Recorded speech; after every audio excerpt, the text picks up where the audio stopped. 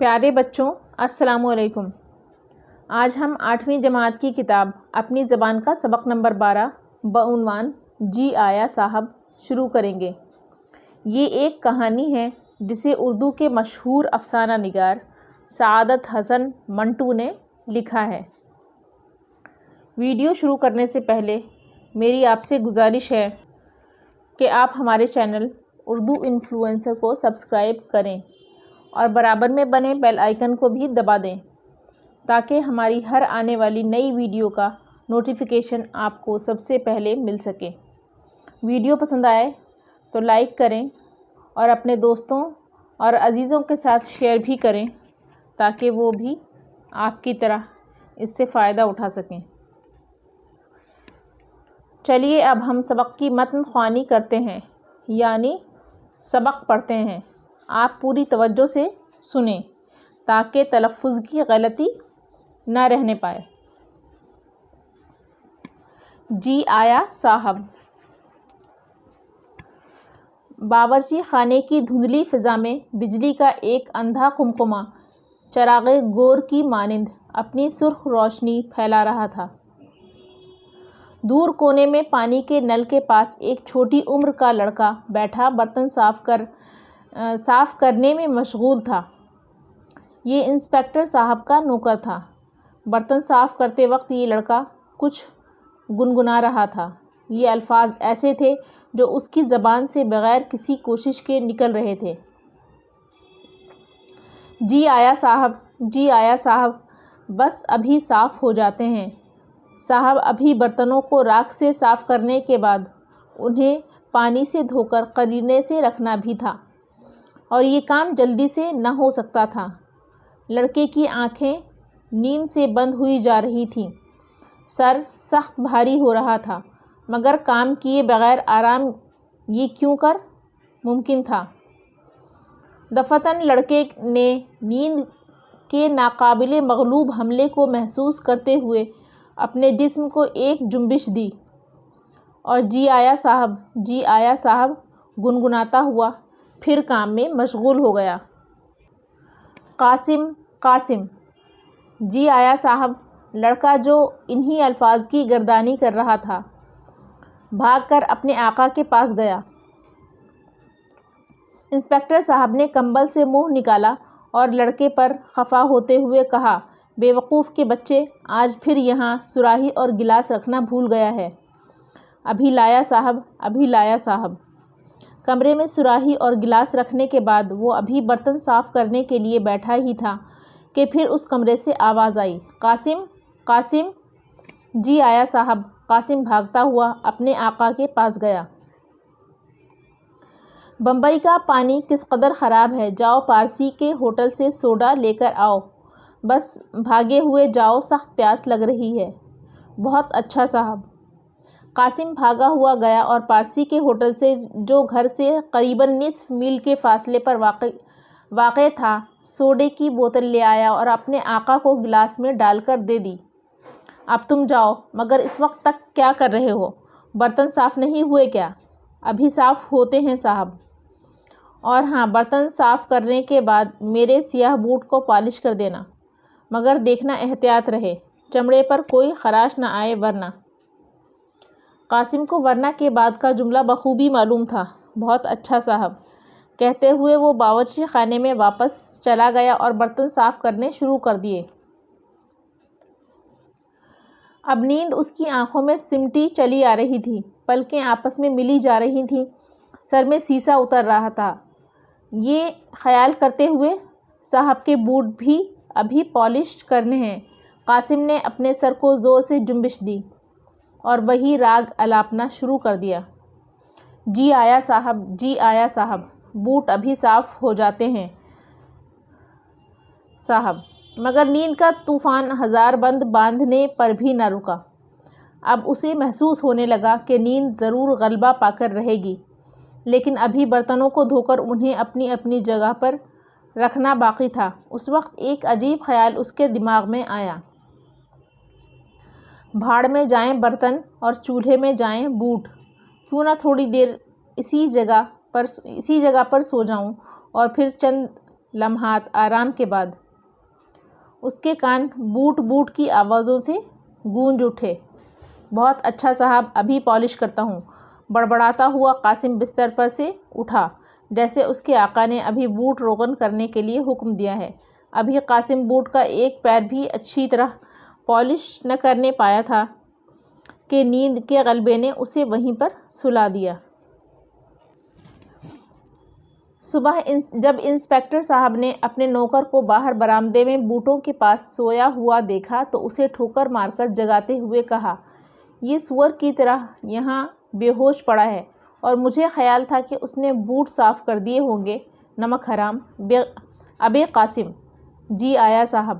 قاسم کے منہ سے اتنا ہی نکلا تھا کہ اس نے اپنے ہاتھ میں بوٹ صاف کرنے کا برش دیکھا۔ فوراً ہی اس معاملے کو سمجھتے ہوئے اس نے لرزتی ہوئی آواز میں کہا، میں سو گیا تھا صاحب، مگر بوٹ ابھی پالش ہوتے ہیں صاحب۔ یہ کہتے ہوئے اس نے جلدی جلدی بوٹ کو برش سے رگڑنا شروع کر دیا۔ قاسم! جی آیا صاحب۔ قاسم بھاگا ہوا نیچے آیا اور اپنے آقا کے پاس کھڑا ہو گیا۔ دیکھو، آج ہمارے یہاں مہمان آئیں گے، اس لیے باورچی خانے کے تمام برتن اچھی طرح صاف کر رکھنا۔ فرش بھی دھلا ہوا ہونا چاہیے۔ اس کے علاوہ تمہیں ملاقاتی کمرے کی تصویروں، میزوں اور کرسیوں کو بھی صاف کرنا ہوگا، سمجھے؟ مگر خیال رہے، میری میز پر ایک تیز دھار چاقو پڑا ہوا ہے، اسے مت چھیڑنا۔ میں اب دفتر جا رہا ہوں، مگر یہ کام 2 گھنٹے سے پہلے ہو جانا چاہیے۔ بہت بہتر صاحب۔ انسپکٹر صاحب دفتر چلے گئے۔ قاسم باورچی خانہ صاف کرنے میں مشغول ہو گیا۔ 1.5 گھنٹے کی انتھک محنت کے بعد اس نے باورچی خانے کے تمام کام کو ختم کر دیا اور ہاتھ پاؤں صاف کرنے کے بعد جھاڑن لے کر ملاقاتی کمرے میں چلا گیا۔ ابھی تمام کمرہ صاف کرنا تھا اور وقت بہت کم رہ گیا تھا، چنانچہ قاسم نے جلدی جلدی کرسیوں پر جھاڑن مارنا شروع کر دیا۔ ابھی وہ کرسیوں کا کام ختم کرنے کے بعد میز صاف کرنے جا رہا تھا کہ اسے یکایک خیال آیا، آج مہمان آ رہے ہیں، خدا معلوم کتنے برتن صاف کرنے پڑیں گے، اور یہ نیند کمبخت کتنا ستا رہی ہے، مجھ سے تو کچھ بھی نہ ہو سکے گا۔ یہ سوچتے وقت وہ میز پر رکھی ہوئی چیزوں کو پونچھ رہا تھا کہ اچانک اسے قلمدان کے پاس ایک کھلا ہوا چاقو نظر آیا، وہی چاقو جس کے متعلق اس کے آقا نے کہا تھا کہ بہت تیز ہے۔ چاقو کا دیکھنا تھا کہ اس کی زبان پر یہ لفظ خود بخود جاری ہو گئے، چاقو، تیز دھار چاقو، یہی تمہاری مصیبت کو ختم کر سکتا ہے۔ کچھ اور سوچے بغیر قاسم نے تیز دھار چاقو اٹھا اپنی انگلی پر پھیر لیا۔ اب وہ شام کے وقت برتن صاف کرنے کی زحمت سے بہت دور تھا، اور نیند پیاری پیاری اب اسے بآسانی نصیب ہو سکتی تھی۔ انگلی سے خون کی سرخ دھار بہہ رہی تھی، سامنے والی دوات کی سرخ روشنائی سے کہیں چمکیلی۔ قاسم اس خون کی دھار کو مسرت بھری آنکھوں سے دیکھ رہا تھا اور منہ میں یہ گنگنا رہا تھا، نیند، نیند، پیاری نیند۔ تھوڑی دیر کے بعد وہ بھاگا ہوا اپنے آقا کی بیوی کے پاس گیا، جو زنان خانے میں بیٹھی سلائی کر رہی تھی، اور اپنی زخمی انگلی دکھا کر کہنے لگا، دیکھیے بی بی۔ ارے قاسم، یہ تو نے کیا کیا؟ کمبخت صاحب کے چاقو کو چھیڑا ہوگا تو نے۔ بی بی جی، بس میز صاف کر رہا تھا اور اس نے کاٹ کھایا۔ قاسم ہنس پڑا۔ قاسم اپنی فتح پر زیر لب مسکرا رہا تھا۔ انگلی پر پٹی بندھوا کر قاسم پھر کمرے میں آ گیا اور میز پر پڑے ہوئے خون کے دھبوں کو صاف کرنے کے بعد خوشی خوشی اپنا کام ختم کر دیا۔ آقا کی خفگی آنے والی مسرت نے بھلا دی، اور قاسم کودتا پھاندتا ہوا اپنے بستر میں جا لیٹا۔ 3-4 روز تک برتن صاف کرنے کی زحمت سے بچا رہا، مگر اس کے بعد انگلی کا زخم بھر آیا۔ اب پھر وہی مصیبت نمودار ہو گئی۔ قاسم صاحب کی جرابیں اور قمیضیں دھو ڈالو۔ بہت اچھا بی بی جی۔ قاسم، اس کمرے کا فرش کتنا بدنما ہو رہا ہے، پانی لا کر ابھی صاف کرو، دیکھنا کوئی داغ دھبا باقی نہ رہے۔ بہت اچھا صاحب۔ قاسم، شیشے کے گلاس کتنے گندے ہو رہے ہیں، انہیں نمک سے صاف کرو۔ جی اچھا صاحب۔ قاسم، طوطے کا پنجرہ کس قدر غلیظ ہو رہا ہے، اسے صاف کیوں نہیں کرتے؟ ابھی کرتا ہوں بی بی جی۔ قاسم، ابھی خاکروب آتا ہے، تم پانی ڈالتے جانا، سیڑھیوں کو دھو ڈالے گا۔ بہت اچھا صاحب۔ قاسم، ذرا بھاگ کے ایک آنے کا دہی تو لے آنا۔ ابھی چلا بی بی جی۔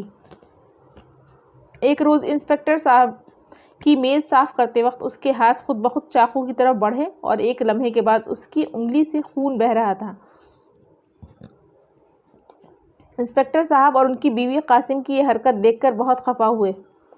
چنانچہ سزا کی صورت میں اسے شام کو کھانا نہ دیا گیا، مگر وہ اپنی ایجاد کردہ ترکیب کی خوشی میں مگن تھا۔ ایک وقت روٹی نہ ملی، انگلی پر معمولی سا زخم آ گیا، مگر برتنوں کا انبار صاف کرنے سے نجات مل گئی۔ یہ سودا کچھ برا نہ تھا۔ چند دنوں کے بعد اس کی انگلی کا زخم ٹھیک ہو گیا۔ اب پھر کام کی وہ بھرمار شروع تھی۔ 15-20 روز گدھوں کی سی مشقت میں گزر گئے۔ 15-20 روز گدھوں سی مشقت میں گزر گئے۔ اس عرصے میں قاسم نے بار بار ارادہ کیا کہ چاقو سے پھر اپنی انگلی زخمی کرے، مگر اب میز پر سے وہ چاقو اٹھا لیا گیا اور باورچی خانے والی چھری کند تھی۔ ایک بار اس کے آقا نے اسے الماری صاف کرنے کو کہا جس میں ادویات کی شیشیاں اور مختلف چیزیں پڑی ہوئی تھیں۔ الماری صاف کرتے وقت اسے داڑھی مونڈنے کا ایک بلیڈ نظر آیا۔ بلیڈ کو پکڑتے ہی اس نے اپنی انگلی پر پھیر لیا۔ دھار تھی بہت تیز اور باریک، انگلی میں دور تک چلی گئی، جس سے بہت بڑا زخم بن گیا۔ قاسم نے بہت کوشش کی کہ خون نکلنا بند ہو جائے، مگر زخم کا منہ بڑا تھا، وہ نہ تھما۔ سیروں خون پانی کی طرح بہہ گیا۔ یہ دیکھ کر قاسم کا رنگ کاغذ کی مانند سفید ہو گیا۔ بھاگا ہوا اپنے آقا کی بیوی کے پاس گیا۔ بی بی جی، میری انگلی میں صاحب کا استرا لگ گیا ہے۔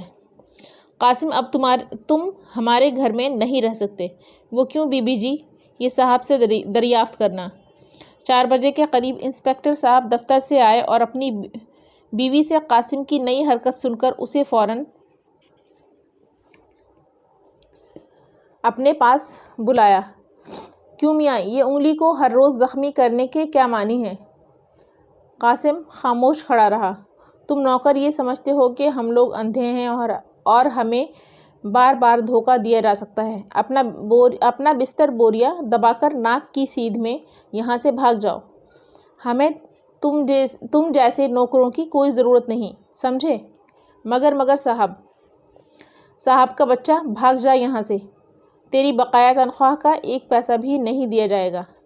اب میں اور کچھ نہیں سننا چاہتا۔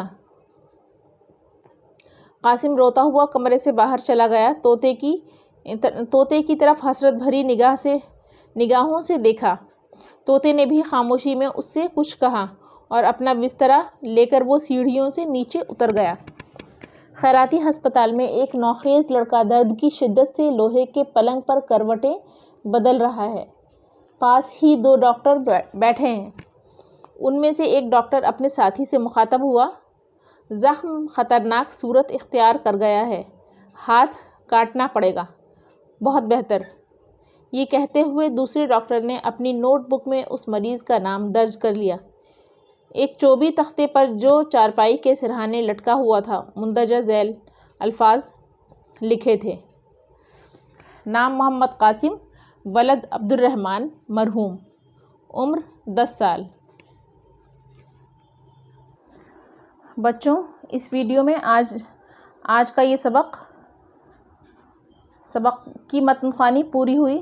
اب اگلی ویڈیو میں ہم انشاءاللہ اس سبق کے مشکل الفاظ، سبق کا خلاصہ اور باقی کی تمام مشقیں پوری کریں گے انشاءاللہ۔ تب تک کے لیے اللہ حافظ۔